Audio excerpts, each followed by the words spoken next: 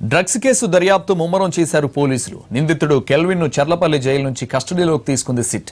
Kelvin తో పలువురు సినీ ప్రముఖులకు సంబంధాలున్నట్లు గుర్తించారు అధికారులు. ఇప్పటికే అతడి కాల్ లిస్టులోని 12 మందికి ఎక్సైజ్ శాఖ నోటీసులు ఇచ్చింది. ఇప్పుడు కెల్విన్ నుంచి మరిన్ని వివరాలు రాబట్టే పనిలో ఉన్నారు. అతడి ఫోన్ నుంచి కీలక వివరాలు సేకరించారు. ఇప్పుడు కెల్విన్ తో సంబంధం ఉన్న మరికొందరు ప్రముఖుల వివరాలను ఆరా తీయనున్నారు.